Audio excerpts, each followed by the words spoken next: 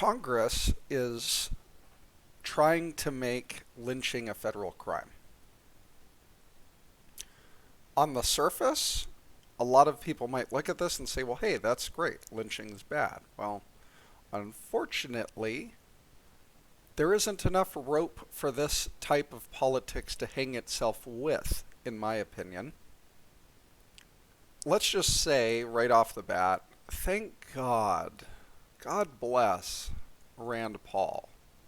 He might be the only sensible politician with balls. If Rand Paul were president, the media would hate him more than Trump. Absolutely. Rand Paul is the antithesis of the media, not Trump, and they know it. These people would tomahawk cruise missile Rand Paul before he could ever step foot on the podium of the presidency. That's why they make sure that he can't win. And I think one of the reasons why Trump was able to gain such a foothold during the primaries is because they were so focused, their resources were focused on dismantling Rand Paul. And they were ignoring Trump. They didn't take Trump seriously.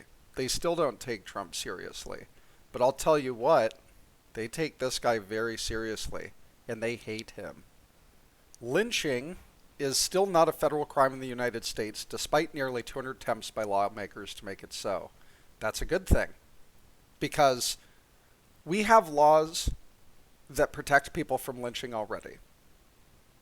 If someone's going to be killed by lynching, that's where we have homicide laws, manslaughter if it's accidental, murder if it's intended, various degrees of murder. If someone's lynching someone just for fun, just as abuse, we already have laws protecting people from abuse. Making lynching itself illegal is pointless. It is nothing but virtue signaling. That's what's wrong with laws like this. This is the same mindset that allows them to go after your guns, by the way. Except your guns, fortunately, have an amendment protecting them. It's the same principle, though. It's not enough that murder's illegal. You got to ban the tools with which murder would be carried out. Doesn't make any sense. If someone wants to kill someone, they're not going to care that the tool they use is illegal as well. And these politicians, they know it. This is pandering for black votes. They're looking for the uneducated black voters that have been just completely brainwashed into thinking that whitey hates them, despite not realizing that it's white people that gave them their freedom. And if they really want to get anal about it, it's black people that sold them into slavery to begin with. White people bought them from their own neighbors. This is nothing but political pandering to a brainwashed electorate. Now, as the nation grapples with the death of George Floyd, wow, they didn't mention the color of his skin. Imagine that.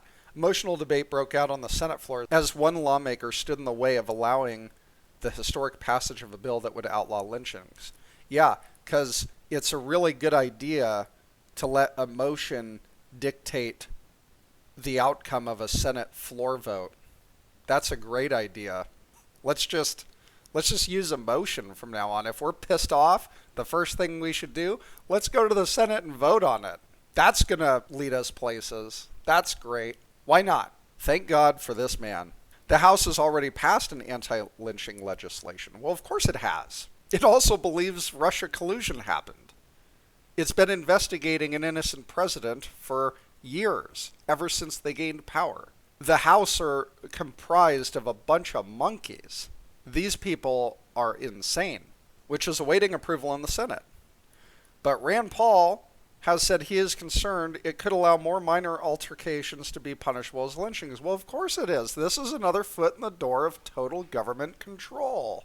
You better believe there's an ulterior motive to this, because the government should have no say in the manner in which someone's rights are violated. That's not what we should be regulating with laws. We should only be regulating whether or not someone's rights are violated. That's what crime is all about. When you murder someone, you're stealing the right to life. Anything which violates a person's rights is to some degree illegal because it violates the tenets of the Constitution. If we make the vehicle through which a crime is committed a crime itself, we're actually affecting a person's form of expression. Let me give you an example. John threw a rock through Wendy's window and caused property damage, which is illegal. Therefore, we should make throwing rocks illegal. Is that really what we should be doing? Making the act of throwing a rock illegal? So kids can no longer throw rocks when they're out in the woods? Skipping stones on a river is now illegal? This misses the important key component of context. This bill right here is a horrifying example of what our government has turned into. This bill should not pass. If for any other reason, then it is a precedent. Bruises could be considered lynching, Paul told reporters Wednesday. That's a problem to put someone in jail for 10 years for some kind of altercation. Paul is brilliant, and he's absolutely correct. You see how this can be misused. A crime has various components to it, okay? It has some level of intent, it has a victim, and it has a means of being carried out. But the means of being carried out and the motive are irrelevant if there is no victim. So if a victim has rope thrown around their neck and is dragged through the woods but not killed, they weren't lynched. They were abused, they were assaulted. There might be an attempted murder charge, but there should be no law which adds weight to the tool used in the crime because it is irrelevant. Paul agreed that lynching should be universally condemned. Any form of violence should be universally condemned. That Paul has to state this shows just how rabid these politicians have become, that he has to make such a blanket, obvious statement. But said conflating minor offenses with lynching does a disservice to those who were lynched in our history. Well, you know, Paul's no dummy. This is asinine for him to say, but he knows that this is how politics works right now. They vote with emotion, and this is a pander to their emotion. It's a disservice to those who were lynched in our history. How about it's just a fucking stupid idea that violates the entire spirit of the Constitution to make objects and the use of objects illegal instead of the violation of someone's rights illegal? This is about control.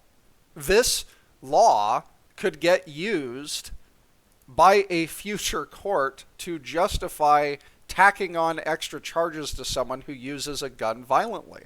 If they can do this to rope around a neck, then they can do this to a gun in your dresser. Do you not realize that?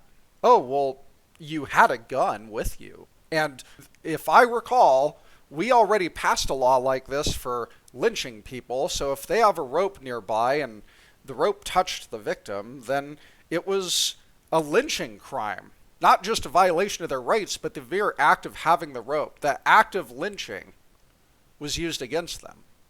So, Your Honor, I think it makes perfect sense that the act of having a gun with him constitutes a crime. It's already illegal to lynch someone because it's an act of violence against someone. Okay, there's no problem here. There are no lynchings going on in this country that are without punishment, if there are any lynchings at all.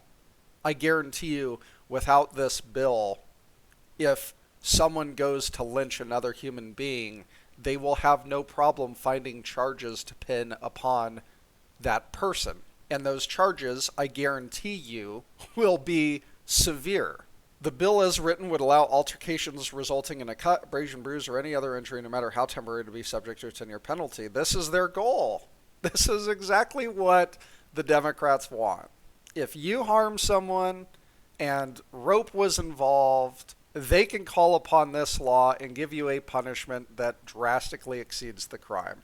The real crime, which is, again, the violation of somebody else's right to life, liberty, or happiness. Paul tried to make his proposed changes to the measure on the Senate floor Thursday, but his move was blocked by Senator Kamala Harris. Of course it was. Cruella de Vil here tried to block Paul. Why wouldn't she? She knows she's wrong. She's behind this. That should tell you all you need to know. She is one dastardly whore. That's all I can tell you. She is perhaps the whoriest that has ever sat upon a seat in Congress. I mean, now, yeah, there's a lot of competition, don't get me wrong. You know, we have the Klobuchars and the Maxine Waterses and the Ocasio-Cortezes of the world. There's definitely an all-star team in our Congress right now. There's no doubt about it. Oh, look, who else? Sharticus. Look at this. Sharticus also trying to block Paul. You think they hate Trump? Man, if Trump is a Super Saiyan, then Rand Paul is Gogeta Super Saiyan 5. Paul is a true constitutionalist, whereas Trump is actually a moderate Democrat. If you look at Trump's policies, if you look at his positions, he's not a constitutionalist. He's not right-wing. They're desperate to make him look right-wing so they can shift the spectrum further left. But he's not. Trump is a moderate Democrat. And that shows you how far left the media has taken things, that a moderate Democrat has to run as a Republican. And even amongst Republicans, a lot of Republicans think Trump is too extreme right. That's crazy. Because Trump is left of center on virtually every position possible. The only right of center position Trump has is probably abortion. They don't want Paul scoring any points, because if this guy can get a puck in the goal, then the IRS might just collapse into dust or something. They're very wary of every piece of legislation that Paul suggests. And the people who are the most evil, the people who hate America the most, are going to be the first ones to pile on him. If this was a game of football, all of the opposition's eyes are on this guy, okay? They're on this guy. They've already probably tried to kill him. I mean, this poor guy, he was... I believe he was at the baseball game and they hit Steve Scalise instead. I'm pretty sure they were going for Paul. If Paul wasn't there, they probably thought he was there. His neighbor basically tried to kill him. No, his neighbor didn't just throw rope around his neck and drag him across the lawn. It was much worse than that. Paul went into the hospital. I believe he had a broken ribs and also a punctured lung, or collapsed lung. And this guy is still up there, still doing his thing, still being the holy water to their demonic forms. And good for him, right? I hope they don't get him. It would be a real shame if he shot himself in the back of the head 3 times. It happens, though. Happens a lot. You'd be surprised. We'll go into that one day. The pain experienced not only by that man, that human being, and his friends and his children, but the pain of the people of America witnessing what we have witnessed since the founding of this country, which is that black lives have not been taken seriously as being fully human and deserving of dignity. This is, come on, this is a stupid statement. This is emotional pandering. There's nothing factual about this statement. Why are you trying to pass a bill that is not based on fact? Can you show me a statistical reason why we should be trying to ban the vehicle of a crime instead of a crime itself? And this doesn't answer it. Pain is subjective, first of all, that no human being and his family and his children, but the pain of the people of America witnessing what we have witnessed since the founding of this country. What is that? You don't name it. This doesn't name it. The following statement doesn't name it. That's not tangible. Which is that black lives have not been taken seriously as being fully human and deserving of dignity. Point me to any point in history where black lives, because they were black, were not considered to have dignity. Now, fully human? Possibly. I think you could actually show me something in history where slaves were considered less than fully human. The Three-Fifths Compromise comes to mind. I'll tell you this, though. That's better than what they had anywhere else in the world at the time. 3/5 is better than 0/5. Not only that, if you look historically, she's making it seem like it's only black people. Let me tell you something. Slavery was not racial. The left and even academia, I mean, come on, everyone has it in their mind that people were slaves because they were black. That is not an actual legitimate logical statement. You cannot say that all slaves were black because it wasn't true. Slavery has been a worldwide practice that still goes on today, mind you, and has been going on since 10,000 BC, since man first gained awareness and first realized that they could make the smaller, weaker member of their tribe do the work for them. It's not new. So at the time, if you look at this map, the colonists that came to America, first of all, they didn't really have this under control. They weren't good at what they did. A lot of ships sank, ran into stormy weather. They didn't have GPS. Okay. All they know is that if I'm on the coast of Portugal and I just head west, I'm either going to sink and die or I'm going to hit land. That was more or less what they knew. Over time, they developed a strategy, though. And that strategy saw them sailing south along the coast because it's safer. It's better to run into a storm near the coastline than to be 2,000 miles in the middle of the Atlantic. So they would ride the coastline south, right here, along the western coast of Africa. Why would they do this? Because the distance between here and here is less than the distance between here and here, or here and here. Plus, the temperature's better. Up here, the distance gets a little bit less as well than down here, but it's fucking cold up here. And there are icebergs. This is very heavy, inclement weather up here. This is not an area where you want to be. Okay? The North Atlantic is rough and cold. So they would go down south along the coast of Africa. Well, guess what happens when they do this? They bump into tribes along the coastline that establish trading posts because this gave rise to a huge trading industry. The foundation of America reshaped the economic conditions of Earth. It changed the flow of trade forever. What do you think was bought and sold down here along the coast of Africa? That's right, slaves. The colonists would dock, repair their ships, engage in trade. They would trade luxuries with many of these African tribes, things that these African tribes never seen before.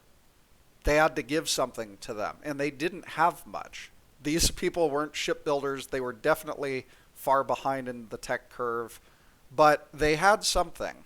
They had Mobib, the freaking eldest son of the man that he slew in an honor battle 2 days prior. So he'd give Modib and Tyrone and all of these men or women, whatever the colonists were interested in, as an offering of trade. Because the Africans, they had a strong slave culture. You know who did not have a strong slave culture? Europe. Europe was actually not over slavery, but they had civilized it a bit.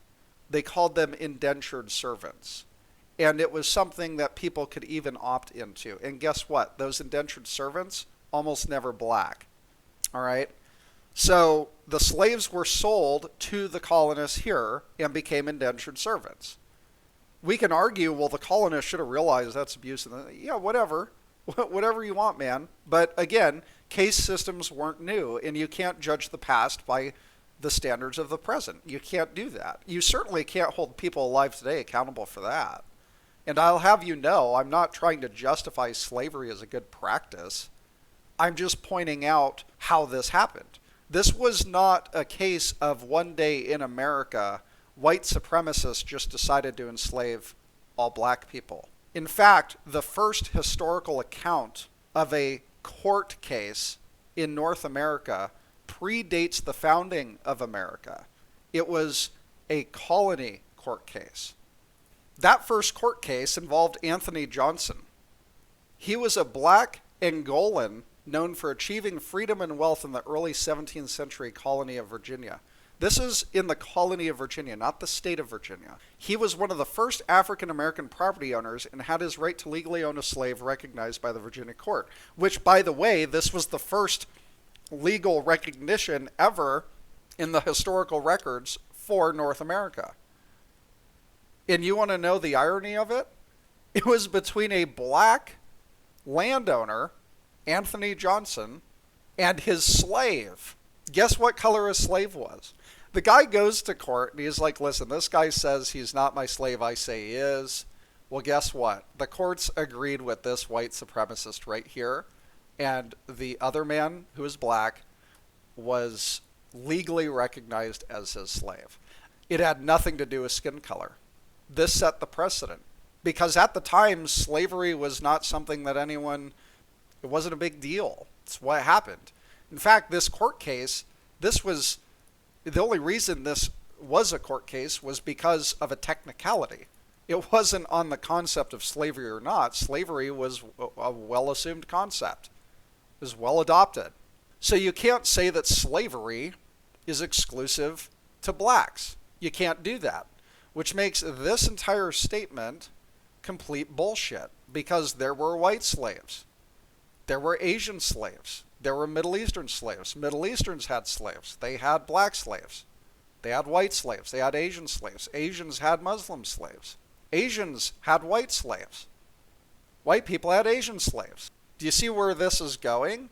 But there's only one demographic that identifies with slavery. They have exonerated themselves from personal responsibility, from individualism, and they have instead collectively victimized themselves as the bearers of slavery. And it should not require a maiming or torture in order for us to recognize a lynching when we see it, recognize it by federal law, and call it what it is. What is it? Is putting a rope around someone's neck a crime by itself with no context? Is throwing a stone a crime? Is rope going to be a crime? What if I lynch a doll? Is that a crime? I know what the goal is. One man is standing in the way of a law. Well, thank God. I wish we had hundreds of men standing in the way of this. The fact that we don't belies all the problems we are having in this country. Paul's amendment did not pass and the bill remains in limbo. Well, that's an absolute shame. In order for the Senate to quickly pass the House bill, senators would need to agree to it unanimously without offering amendments. Well, why should it be passed quickly? If this is a good law, then it should be confident enough to take its time through the system, to be thought through, to be debated. Why do we need to pass this quickly? Any amendment would require a vote of the full Senate and mean the bill will have to be sent back to the House for additional consideration. That would further delay congressional passage because the House is currently out of session. When are they ever in session? The only time they're in session is if they're trying to investigate Trump for something he didn't do.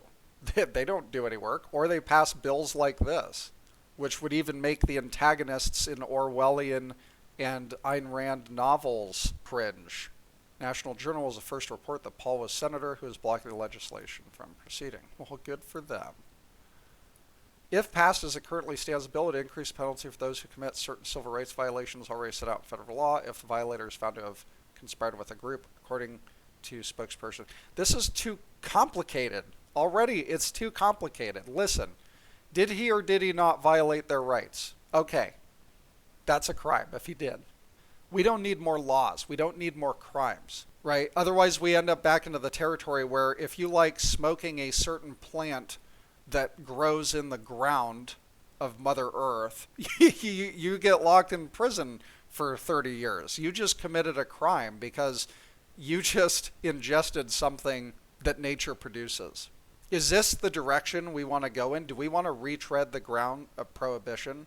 Do we want to live in the past with this stuff? We already tried these types of laws in the 20th century, and boy, did they cause problems. I wish both sides were reasonable. I really do.